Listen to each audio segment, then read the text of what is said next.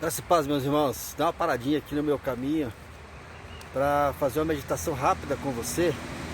Dizer que como o tempo é importante para todos nós, né?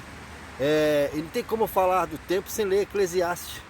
Eclesiastes capítulo 3, lá no versículo de 1 a 8, onde diz que tudo tem o seu tempo determinado. Há tempo para todo propósito debaixo dos céus. Há tempo de nascer, tempo de morrer, tempo de plantar, tempo de arrancar, tempo de arrancar aquilo que você plantou, né?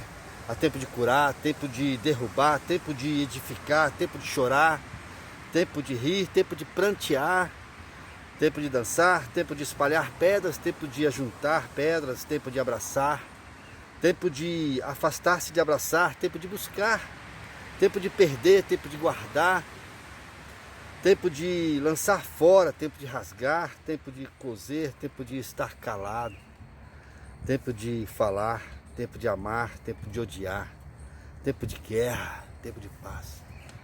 O tempo está em todos os lugares, né? E nós estamos vivendo um tempo difícil, um tempo em que a humanidade toda está vivendo um momento conturbado, né? Nós precisamos aprender a reconhecer o tempo de Deus.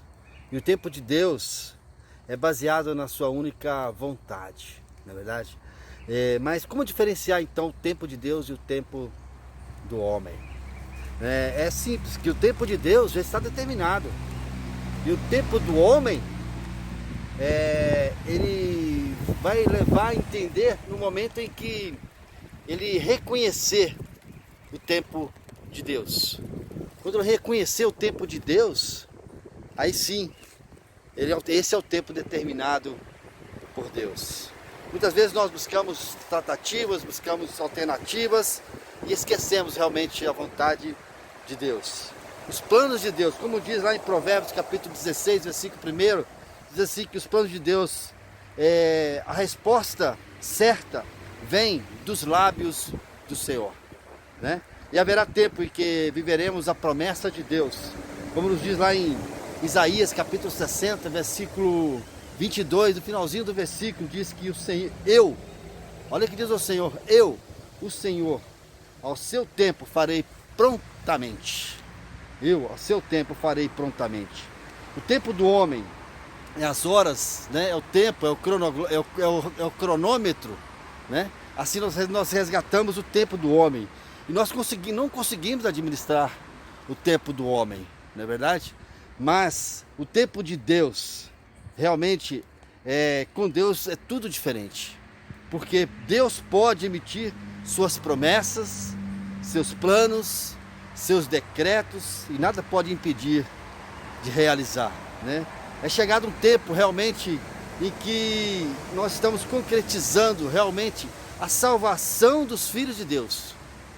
Não é verdade? Que diz Paulo, devemos que despertar e aproveitar a oportunidade.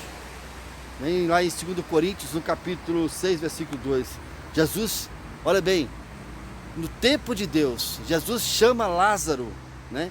Ele mesmo morto, para retornar à vida e sair do túmulo, obedecendo à voz do Criador. O tempo de Deus. Muitos de nós estamos dormindo espiritualmente, e a única coisa que nós não devemos fazer nesse momento é dormir, né? É dormir, porque muitos homens negligentes dormiram na hora errada, como nós vemos a história de Sansão, né? Que ele teve os seus cabelos cortados e perdeu a sua força no sono.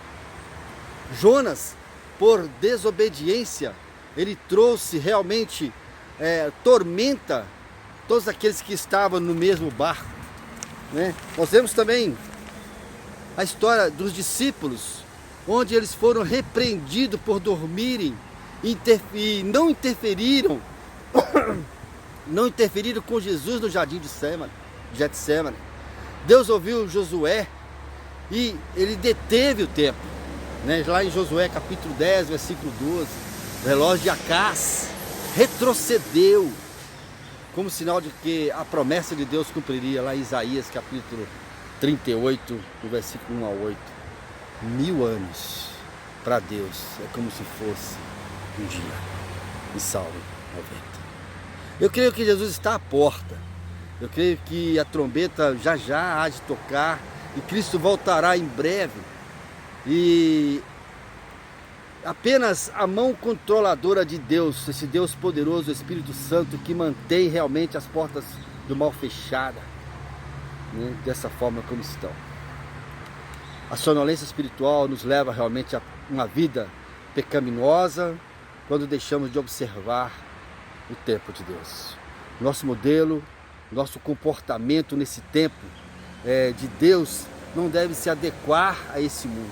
Mas o Senhor Jesus, Paulo nos orienta, né, a não permitirmos que nos enquadremos no modelo desse mundo. Olha o que diz Romanos capítulo 12, versículo 1 a 2. Diz assim: rogo-vos, pois, irmãos, pela misericórdia de Deus, que apresentei os vossos corpos em sacrifício vivo, santo e agradável a Deus, que é o vosso culto racional. E não vos conformeis com esse século, mas transformai-vos pela renovação da vossa mente, para que experimenteis qual seja a boa, agradável e perfeita vontade de Deus. Lá em Hebreus, no capítulo 12, versículo 1 e 2, diz assim: portanto, também nós, visto que temos a rodear-nos tão grande nuvem de testemunhas, desembaraçando-nos de todo o peso e do pecado que tenazmente nos assedia, corramos com perseverança a carreira que nos está proposta, olhando firmemente para onde? Para o autor e consumidor da fé, que é Jesus, o qual, em troca da alegria que lhes estava proposta, suportou a cruz, não fazendo caso dessa ignomínia, e está assentado à destra do trono de Deus. Quem vive na expectativa da volta de Jesus precisa ser realmente parecido com Ele. E o mundo, realmente que o mundo tenha uma esperança de conhecê-lo melhor através de nós, através dos seus filhos. Nós somos a Bíblia deste mundo, nós somos a palavra deste mundo. Nós temos que dar o nosso testemunho. Para isso, revestir-se de Jesus é vestir do seu estado, do seu ensino, como se veste um adorno, e também como um soldado. Tomar toda a armadura de Deus, tão bem escrita como diz Paulo lá em Efésios, no capítulo 6, versículo 13 e 18. Mas em Mateus, no capítulo 6, versículo 33, diz assim: mas buscai primeiro o reino de Deus e a sua justiça, e todas as coisas vos serão acrescentadas. Lá em Mateus capítulo 6, versículo 33. Em 1 Coríntios, no capítulo 3, versículo 16, diz assim: não sabeis vós, olha bem, não sabeis vós que sois o templo de Deus e que o Espírito de Deus habita em vós? Eu vou ler novamente para você entender. 1 Coríntios 3, versículo 16. Não sabeis vós que sois o templo de Deus e que o Espírito de Deus habita em vós? Portanto, meus amados irmãos, sede firmes, constantes, sempre abundantes na obra do Senhor, sabendo que o vosso trabalho não é vão no Senhor. Amém? 1 Coríntios 15, 38.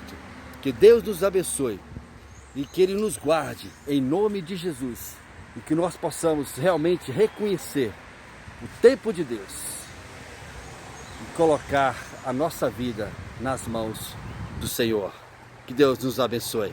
Amém?